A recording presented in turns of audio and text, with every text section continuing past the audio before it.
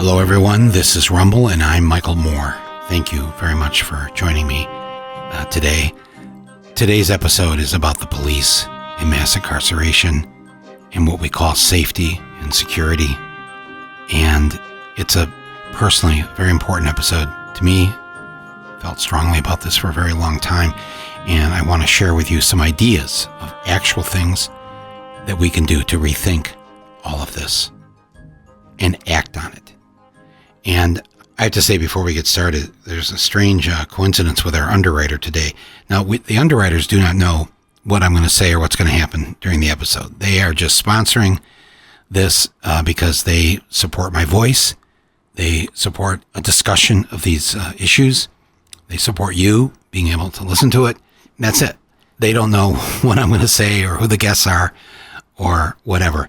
And so just as I was getting ready to start and seeing that you'll hear as I describe to you today's underwriter, but I have to tell you, it's a complete and bizarre coincidence how much this connects to what we're talking about today on the episode, even though they're just hearing this for the first time themselves. But I have to say, and I'm just telling you now about today's underwriter, which is a movie that I saw that's coming out this weekend. It's incredible. It's in theaters this weekend, and it'll be on streaming, I think, sometime soon.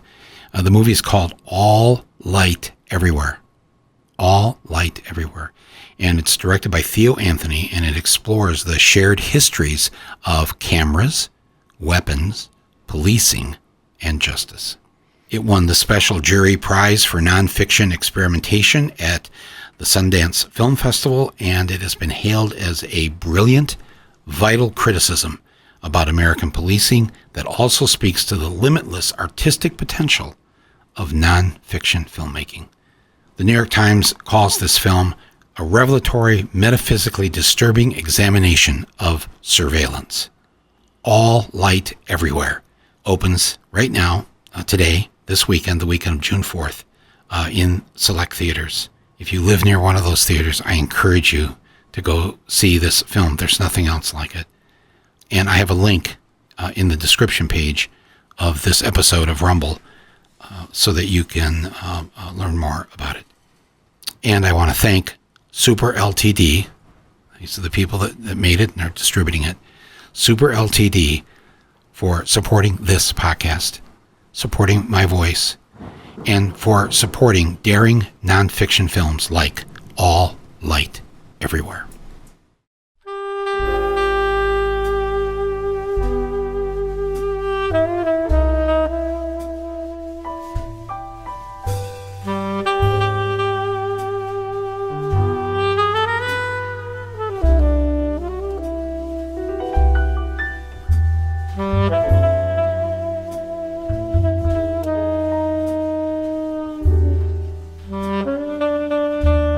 Yeah. Oh, yeah. Have you ever dialed 911? It rarely prevents crime. It's really more like crime scene cleanup.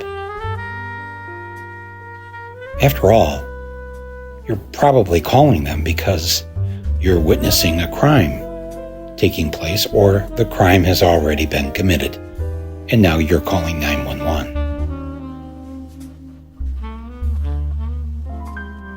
What is the purpose of the police? You know, if something bad has happened to you or your home, calling the cops isn't going to bring your life back. Calling the cops can't undo the crime that was just committed. Their purpose, I guess, is to catch the person who committed the crime, and the criminal justice system to punish them. But that doesn't bring back a life. It doesn't bring back a stolen computer. What does it do? What good is it? Every day, 3 or 4 Americans are shot and killed by the police. That's about 1,000 or so people a year that are shot and killed by the police. Occasionally, it will be in self-defense. Did you know that the majority of cops will never pull their gun out and shoot it while on the job during their entire career? 73% of all police officers never fire their gun on the job. Did you know that crime since 1991 has steadily been going down, way down? It's had an uptick during the pandemic. I guess one might expect that during a catastrophe. When I first came to New York City in 1990-91, there were over 2,300 gun murders a year in the city. But by 2019, that number had dropped to a little over 300 gun murders a year. That is a huge drop. Maybe it's because 78% of Americans don't own a gun. Why does every black man have a story about being pulled over by the police? White people, do you have a story? I think I've probably been pulled over by the police maybe 3-4 times in my entire life. Every time for speeding. That's 5 miles over the limit, Mr. Moore. You're going 10 miles over the limit. Did you know you were going 20 miles over the limit? I was not ever pulled over because some cop said, "Oh, there goes a white guy. Hit the siren. Hit the gas. Get ready to take the gun out of your holster." White people are afraid, but they're not afraid of the police. They're afraid of losing power. White people do not want to defund the police. They want more police. They want more police in tanks. They want police to be able to fire all those new guns from those new tanks. They like the idea of a police state, though they'll never really use those words. They'll say things like, they want someone strong in power, someone of authority. The only order they believe in is to have those who carry a badge and a gun to keep the riffraff away from them. It's not really about safety, is it? They know it's coming. In the 2040s, white people will be the minority in this country. So they need to figure out a way, and they will, to hold on to power, to hold on to the money, to hold on to the best homes and the best schools. So until that day comes, I guess we'll just let the police keep doing what they do. We'll just keep letting the police fire away. But my friends, and I'm talking to my white friends, that's not a solution. This is not a solution. We white people need to calm the fuck down and reinvent how to do what is called policing. In fact, we need to redefine what that word means. We need to redefine what we mean by law enforcement, public safety. We have to stop thinking about what we think of when we think of crime. It's not just about what we know as the typical crimes. Public safety needs to be about all crime. Public safety, ensuring the safety of the public, of the people. Public safety needs to be about corporate crime. Public safety needs to be about environmental crime. What would be more relevant when we talk about our safety when it comes to what we've done to the environment? Financial crime, Wall Street crime, banking crime, that's about public safety. And we need to think of crime about things that aren't designated as crimes, but should be. If a woman is doing the same job as a man and is being paid less for that job, I ask you, is that not a crime? Is this not about a crime where women are being ripped off? Money stolen from their pockets simply because they're the wrong gender. This is how we need to reorganize our thinking about crime. And we need to start calling those things that we don't call crimes, crimes. And we need to start thinking about our public safety. Yes, we want to be safe from our home being broken into. Yes, we want to be safe walking down the street. Yes, we want to be safe when it comes to our actual lives, of course. But it can't be just about that. And especially when we don't connect all these other crimes to the concept of public safety, we can see why we don't even feel safe with the basic things we always are worried about when it comes to crime. So let's be clear. Public safety should also be about making sure no one goes hungry. Because if people are hungry, if they don't have food, they're not safe. We have to make sure that everyone has a home. If you don't have a roof over your head, you are not safe. We have to make sure everyone has clean drinking water. There are few things more important regarding public safety than making sure you can drink a glass of water.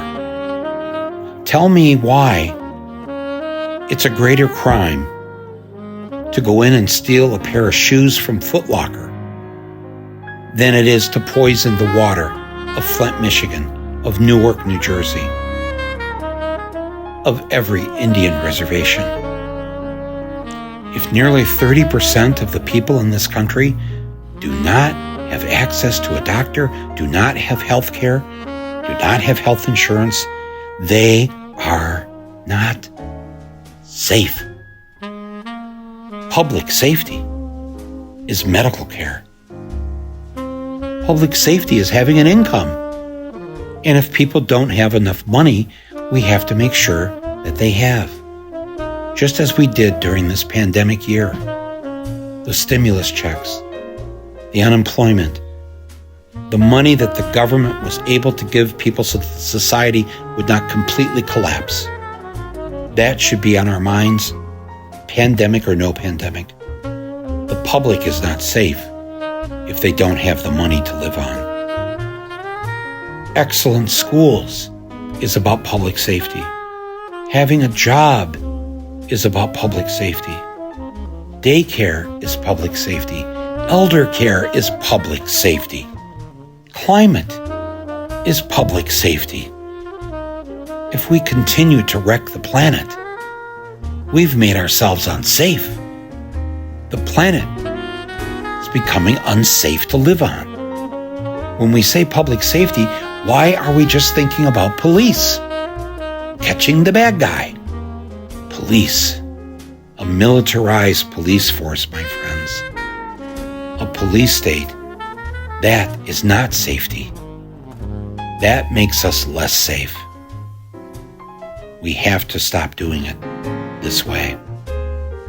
So the first thing that we need to start doing is to act on all of these things I've brought up regarding what should be the real crimes that we address and what we need to provide for the public safety.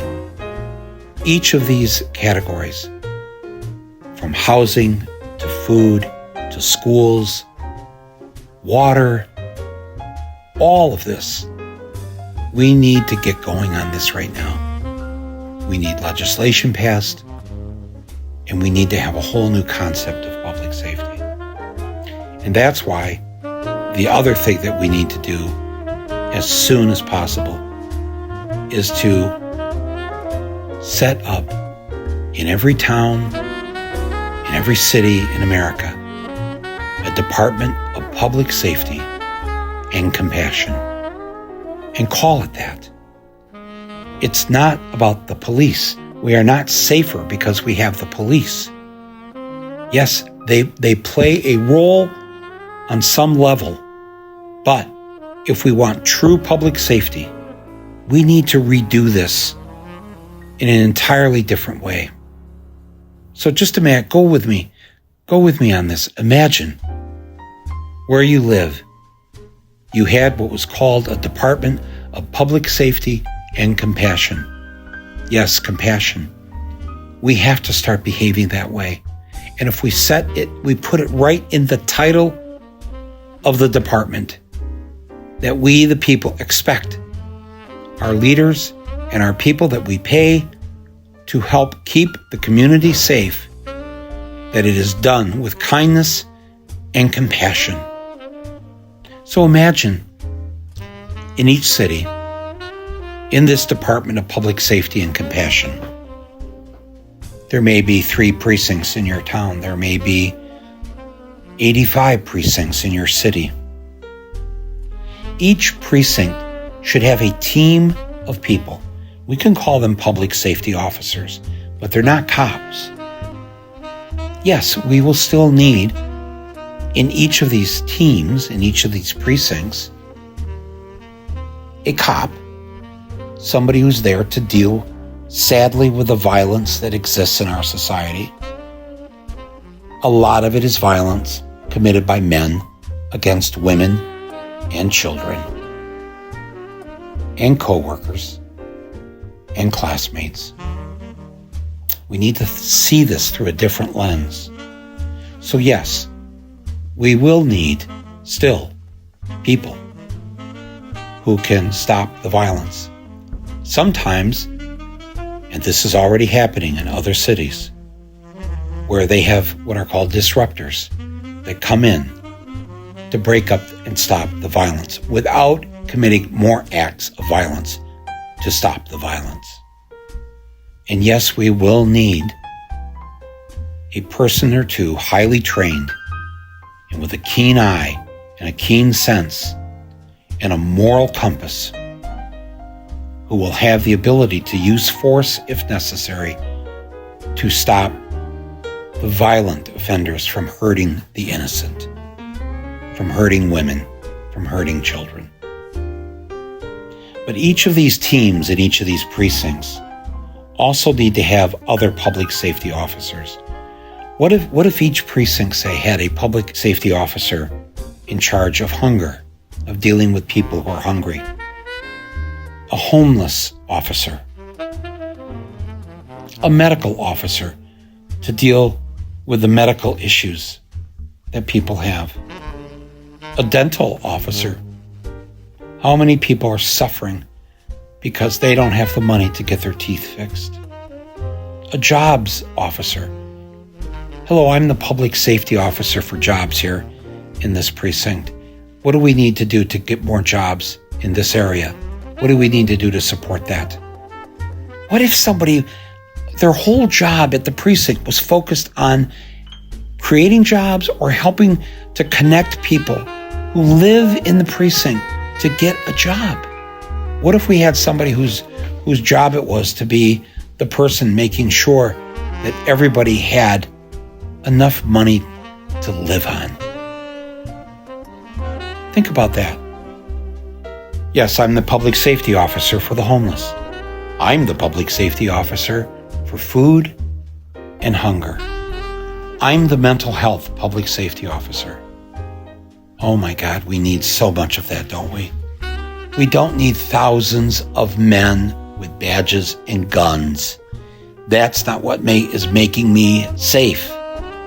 What makes my life safe is for my fellow human beings, my neighbors, to have food on the table, a roof over their head, clean water to drink, excellent schools for their kids to go to, a job, a guaranteed income.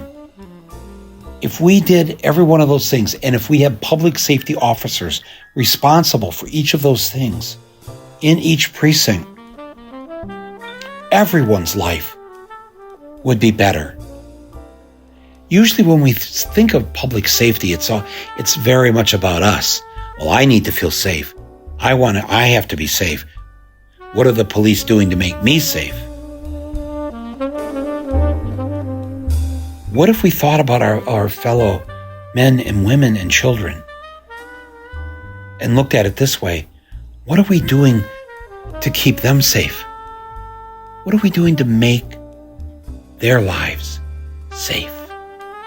And not just safe, but better, happier, enriched. The pursuit of happiness, isn't that in our founding document? Are we not, and didn't we, in signing that document, our forefathers, no mothers there, the forefathers, didn't they make a commitment to that? Life, liberty, and the pursuit of happiness. I would like to see every town, village, city, neighborhood in this country not only committed to that, but having not a police station, but a public safety center with public safety officers to make life better for the people who live in those neighborhoods. I am convinced that if we don't think about it this way, we will never be safe. And you will then continue to end up turning to the man with a gun to solve a mental health problem, to solve a hunger or homelessness issue, to solve a shit school situation. I don't want to live that way anymore. And I don't think you do either.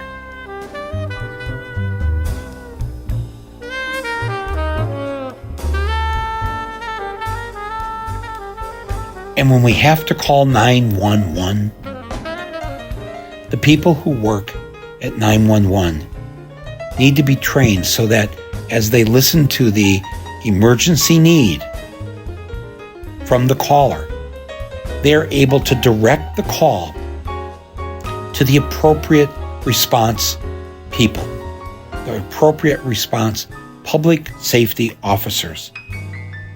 A call comes in. The neighbors are arguing next door. It's getting more heated. It sounds like somebody is getting smacked around. You call 911. You tell 911 this. And they send somebody there who can deal with the domestic violence that's taken place. They may need to send what we know as a police officer with them, but only a highly educated, highly trained, non-racist, empathic officer who may have to break up and prevent further violence. The person calling in, it may be because there's a drug or alcohol addiction problem. Send the public safety officers that deal with that issue. The 911 operator will know what to do. It could be a mental health problem. Send the mental health public safety officers. It may have to do with child protection. Send the child protection officer. If we organize this, train it well, and have smart people working these jobs, people with hearts and souls, it isn't going to be perfect. It's going to be a lot better than the way we're doing it now. I'd also like to have a separate corporate crime telephone line set up, because people who work in these corporations, who work on Wall Street, they see stuff going on, and every once in a while you get somebody with a conscience who will report the corporate and financial crimes being committed against us. Wouldn't that be a better world? Charter schools, which I am not a fan of these things, but do you realize that when they get set up, a charter school, they essentially have to ask for the resignations of all the teachers and administrators in that school. And then they have to go through an interview process, a vetting process, to see if they are the right teachers for that charter school. We've accepted this now for at least 2 or 3 decades. I've never liked it, but I can see how it would work with the police. I can see how it would work with our new Department of Public Safety and Compassion. What if I, as the mayor of the town, said, okay, folks, we have to hit the reset button here on what we used to call policing. So I need all the police officers to turn in their resignation. And then what we do is we hire back after they go through a vetting process, where we can weed out the racists, where we can weed out the bullies, where we can weed out the trigger-happy ones, the ones with the most complaints from the community against them. We hire them back, and we pay them more. I don't think they're paid enough. They do risk their lives for us. They should be paid more. But weed out. They say it's bad apples. It's quite a few bad apples, by the way. They need to be weeded out. Hire back the good ones, and then make it policy that all public safety officers must have a college education, must go through a different kind of training. All of them need to be vetted, and there needs to be a community committee that oversees them. What's so wrong with that? The good ones stay, the bad ones go. The criminal justice system, there is no justice. It is criminal because there is no justice. There is a system, and that system is pretty rotten. It's racist, it's inhuman, it's immoral, and it doesn't work. None of us are truly happy with it if we were honest. And if we were not white, we wouldn't have to worry about being honest because we'd be living with it every single day. It's wrong, and we can fix it.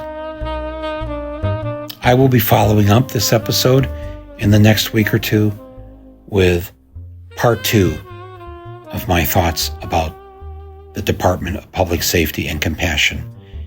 In that episode, we'll talk about mass incarceration. We'll talk about our prison industrial complex. Because we can't fix these other things and leave that the way it is. We are the shame of this world in the way that we lock up people. It doesn't work either. So we will talk about that. in the next week or two. Thank you for listening to my thoughts about this. Please give me your feedback. I'm sure you've thought about this and you've got other ideas too. Write to me at mike@michaelmoore.com. That's easy. mike@michaelmoore.com. Send me your thoughts about this. If you want to leave a voicemail, there's a link right here on the podcast page where you're listening to this from. Just leave me a 1-minute voicemail. I will listen to every voicemail and I will read every email. I cannot respond to all of them. Obviously, there are not enough hours in the day, but I will listen and I will share. Let's do this together. Let's create. Let's end the way we've been doing this. Let's weed out the racism as best we can. Let's create a Department of Public Safety and Compassion. Thank you to our executive producer, Basil Hamden, our editor and sound engineer, Nick Quaz. We'll talk soon. This is Michael Moore, and you're listening to Rumble.